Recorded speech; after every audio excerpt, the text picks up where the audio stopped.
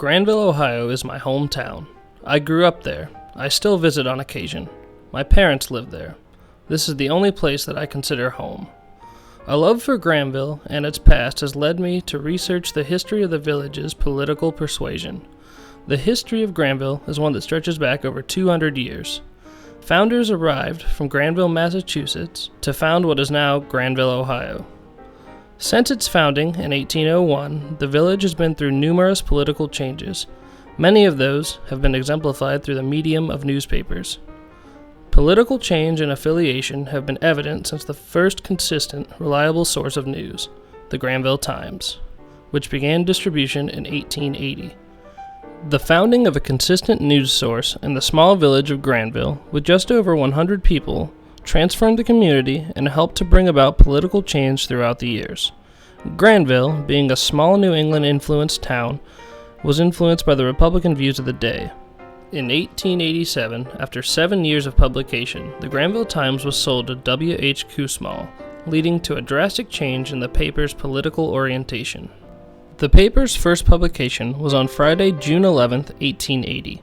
This gave the citizens of Granville their first weekly insight into the news of the country and the political landscape of the day. The first owner and editor was Harry A. Church. He, from the beginning, brought his personal point of view to the table and made sure that the paper reflected those views. I noticed from the beginning a trend in the political agenda of the Times. The Granville Times had a severe Republican bias out of the gate. Its first issue contained a large ad reading, "James A. Garfield of Ohio for President." There were no other political ads in the first issue. The issue continues with other Republican views, including a front-page article on the National Republican Platform.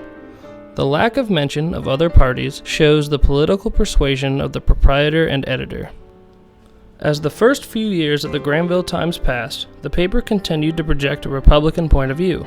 The early paper, though biased, did give a detailed look into the workings of the government. Every early issue of the Times had an article on the congressional proceedings of the week. This aimed to keep the people of Granville informed about their political issues that Congress was dealing with at the time. Upon looking into the history of Granville's papers, I found that one major change for the Granville Times came in 1887, as the Times was purchased outright by W.H. Kussmaul. The Republican-leaning paper that Harry A. Church published for the better part of 5 years suddenly became more independent. Where Church had political ads specifically targeted at Republicans, Kussmaul seemed to use his time as owner to produce a more politically balanced paper. From looking through the early editions of the Granville Times, I found that Kussmaul led the paper to a more moderate point of view. There were no more quarter-page ads for Republicans, or Democrats for that matter, to be found in the paper.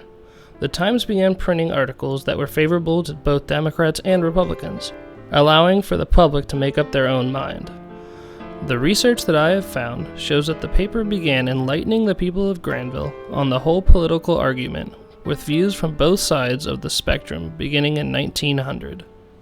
Leading up to the presidential election of 1908, the papers contained pro-Democrat and pro-Republican ideals that disseminated information and let people decide who to vote for and what to believe. When my research first began, I had no idea about the political changes that the Granville Times would endure throughout the years. Today, Granville, the town I grew up in, is still small and progressive, with views similar to those in the Northeast, due to the impact of the Granville Times and its editors.